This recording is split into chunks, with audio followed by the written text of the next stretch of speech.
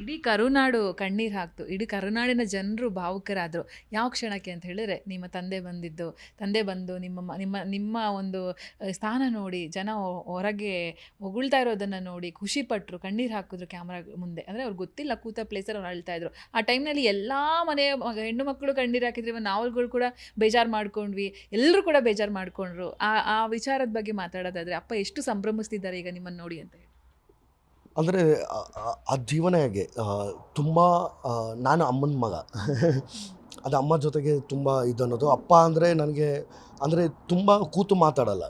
ಅವಾಗ ಏನು ವಿಚಾರಗಳು ಬೇಕೋ ಮಾತಾಡ್ತೀವಿ. ಬಟ್ ನಮ್ಮ ತಂದೆ ದೂರ ಇದ್ರೂ ತುಂಬ ಪ್ರೀತಿ ಮಾಡ್ತಾರೆ. ಅವರು ದೂರ ಇದ್ದರೂ ಅವ್ರನ್ನ ಕೇರ್ ಮಾಡೋದು ತುಂಬ ಪ್ರೀತಿ ಮಾಡ್ತೀವಿ. ಆಮೇಲೆ ಪ್ರತಿ ಸಿನಿಮಾ ನಂದು ಫಸ್ಟ್ ಶೋ ಸಿನಿಮಾ ನೋಡ್ತಾರೆ ಅವರು. ನೋಡ್ಬಿಟ್ಟು ಆ ಸಿನಿಮಾ ಹೇಗಿತ್ತು ಏನು ಅಂತ ಹೇಳ್ತಾರೆ. ಬಟ್ ಅವ್ರು ತೀರಾ ಹತ್ತಿರದಿಂದ ಸುಮಾರು ವರ್ಷದಿಂದ ಇವನು ಪ್ರಯತ್ನ ಪಡ್ತಾನೆ ಇದ್ದಾನೆ ಸಿನಿಮಾಗಳಲ್ಲಿ, ಬೇರೆ ಬೇರೆ ವಿಭಾಗಗಳಲ್ಲಿ. ಅಂದರೆ ಆರ್ಟ್ ಡಿಪಾರ್ಟ್ಮೆಂಟು, ಇನ್ನೊಂದು ಮತ್ತೊಂದು. ಅವ್ನು ನನ್ನ ಮಗನಿಗೆ ಯಾಕೆ ಏನು ಅಂದರೆ ಅವನ ಒಂದಷ್ಟು ಇವಾಗ ಲಾಸ್ಟ್ ರೀಸೆಂಟಾಗಿ ದೂರದರ್ಶನ ಆಯಿತು, ಕೈವಾ ಆಯಿತು, ಆಮೇಲೆ ಮೂರನೇ ಕೃಷ್ಣಪ್ಪ ಆಯಿತು, ಒಂದಷ್ಟು ಸಿನಿಮಾಗಳು ಮೇಜರ್ ಕ್ಯಾರೆಕ್ಟರ್ ಮಾಡ್ತೀನಿ. ಆ ಸಿನಿಮಾಗಳು ಹಿಟ್ಟಾಗಲ್ಲ. ಮತ್ತು ಅಗೇನ್ ಅವ್ರಿಗೆ ಗೊತ್ತು ತಿಂಗಳಾಯಿತು ಅಂದರೆ ಒಂದಷ್ಟು ಬಾಡಿಗೆಗೆ, ಒಂದಷ್ಟು EMIಗೆ ಅದು ಇದು ಬೇಕು. ಅಲ್ಲೂ ಸಾಲ ಮಾಡ್ತಾನೆ, ಅಲ್ಲೂ ಒಂದಷ್ಟು. ನಮ್ಮ ಸಿನಿಮಾ ಗೊತ್ತಲ್ಲ, ಇವನು ಯಾಕೆ ಇನ್ನೂ ಸಕ್ಸಸ್ ಆಗಲಿಲ್ಲ, ಇನ್ನೂ ಯಾಕೆ ಪ್ರಚಾರ ಆಗಲಿಲ್ಲ, ಚೆನ್ನಾಗಿ ಆ್ಯಕ್ಟ್ ಮಾಡ್ತಾನೆ ಇದಂತಾನೆ ಸಿನಿಮಾಗಳು ಇವೆಲ್ಲ ಇದ್ದಾಗ ಅಲ್ಲಿ ಬಿಗ್ ಬಾಸ್ ಮನೆಗೆ ಬಂದಾಗ ಅದಕ್ಕಿಂತ ಮುಂಚೆ ನೋಡಿರ್ತಾರಲ್ಲ, ಈ ಊರಲ್ಲೆಲ್ಲ ಮಾತಾಡಿರ್ತಾರೆ, ಊರ ಮಕ್ಕಳೆಲ್ಲ, ಊರ ಜನ ಎಲ್ಲ ಮಾತಾಡಿರ್ತಾರೆ. ಆ ಎಮೋಷ್ನಲ್ ಅವ್ರನ್ನ ಅಲ್ಲಿ ಆ ಜಾಗ ಅದನ್ನು ಹೊರಗೆ ಹಾಕಿದಾಗ ಅವ್ರ ಮಗನ ಅವ್ರು ನೋಡಿದಾಗ, ಕಣ್ಣನ್ನು ನೋಡಿದಾಗ ಚೆನ್ನಾಗಿ ಕಾಣಿಸ್ತಿದ್ದಾನೆ. ಅದಾಗಿ ಮ್ಯಾಕ್ಸಿನ್ ಮೊದಲು ಅವ್ರ ಫ್ರೆಂಡ್ಸ್ ಎಲ್ಲ ಹೇಳ್ದಂಗೆ, ಆ ಮ್ಯಾಕ್ಸಿನ್ ನೋಡಿ ನಿಮ್ಮ ಮಗ ಸಕ್ಕದಾಗಿ ಕಾಣಿಸ್ತಾನ್ರಿ, ಚೆನ್ನಾಗಿ ಆ್ಯಕ್ಟ್ ಮಾಡೋನ್ರಿ ರಾಮೇಗೌಡ್ರಿ ಅಂತೆಲ್ಲ ಸುಮಾರು ಜನ ಹೇಳಿದಾಗ ಅದೆಲ್ಲ ಅವ್ರಿಗೆ ನನ್ನ ಮಗನಿಗೆಲ್ಲೋ ಒಂದು ಒಳ್ಳೆ ದಿನಗಳು ಬಂತಪ್ಪ, ಬಿಗ್ ಬಾಸ್ ಮನೆಗೆ ಬಂದು ಮ್ಯಾಕ್ಸ್ ಸಿನಿಮಾನು ಹಿಟ್ಟಾಗಿ ಒಳ್ಳೆ ದಿನಗಳೆಲ್ಲ ಬರ್ತಿದೆ ಅನ್ನೋದರಲ್ಲಿ ಭಾವುಕರಾದರು. ಅದಾಗಿ ನಾನು ಆಚೆ ಬಂದವಾಗೂ ಅವ್ರಿಗೇನು ಮನೆಯಲ್ಲಿ ಯಾರಿಗೂ ಏನೂ ಬೇಜಾರಾಗಿಲ್ಲ. ಅಂದರೆ ಇವನ್ ಅವ್ರಿಗೆ ಗೊತ್ತು, ನನ್ನ ತಂಗಿರಿಗೂ ಗೊತ್ತು, ಅಣ್ಣ ನೀವು ಜೀವಿಸಿದ್ದೀರಾ, ನೀವು 100% ಅಲ್ಲ, ನಿಮ್ಮ 1000% ನೀವು ಎಫರ್ಟ್ ಹಾಕಿ ನೀವು ಹೇಗೆ ಜೀವಿಸ್ಬೇಕೋ ನೀವು ಎಲ್ಲ ರೀತಿಯೂ ನೀವು ಜೀವಿಸಿದ್ದೀರಾ ಮನೇಲಿ. ಅದು ಖುಷಿ. ಅದು ಬಿಟ್ಟರೆ ಕಪ್ಪು ಅಮ್ಮನ ಆಸೆ ಅಂದರೆ ಏನಾದರೂ ಒಂದು ಕೊಡಬೇಕಲ್ಲ ಅಮ್ಮಗೆ, ಏನಾದರೂ ಏನಿದೆ ಲೈಫಲ್ಲಿ, ಒಂದು ಬಿಗ್ ಬಾಸ್ ಟ್ರೋಫಿ ಎತ್ಕೊಂಡು ಕೊಡೋಣ ಅನ್ನೋದು ನನಗೆ ಕನಸಾಗಿತ್ತು.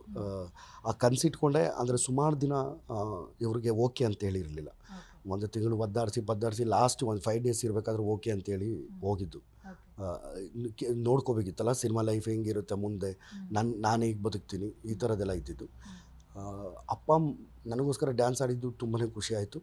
ಅಪ್ಪ ಅಲ್ಲಿ ನನಗೋಸ್ಕರ ಬಂದು ಮಾತಾಡಿದ್ದು, ಎಲ್ಲರ ಜೊತೆಗೂ ಪ್ರತಿಯೊಬ್ಬರು ಅಲ್ಲಿ ಸ್ಪರ್ಧಿಗಳು ಮಕ್ಕಳ ಥರ ಟ್ರೀಟ್ ಮಾಡಿದ್ದು, ಅದೆಲ್ಲನೂ ನಾನು ಹಂಗೆ ಬದುಕೋದಲ್ಲಿ ಅದೆಲ್ಲ ಖುಷಿ ಆಯಿತು. ಅಮ್ಮ ಊಟ ಮಾಡ್ಕೊಂಬಂದಿದ್ದು ಮಟನ್ ಸಾರು ಅಂದರೆ ನನಗೆ ಭಾಳ ಇಷ್ಟ. ಅದು ಅಲ್ಲಿರೋರೆಲ್ಲ ಖುಷಿಪಟ್ಟರು. ಆಮೇಲೆ ಇನ್ನೂ ಒಂದು ಸಲ ಕೇಳಿಕೊಂಡೆ, ಮತ್ತೆ ಬಂತು. ಅವೆಲ್ಲನೂ ಖುಷಿ ಆಯಿತು. ಜಿ ಕನ್ನಡ ನ್ಯೂಸ್ ಈಗ ನಿಮ್ಮ ಮನೆಯಲ್ಲೇ ನೋಡಿ, ಎಲ್ಲ ಕೇಬಲ್ಗಳಲ್ಲಿ ಈಗ ಲಭ್ಯ.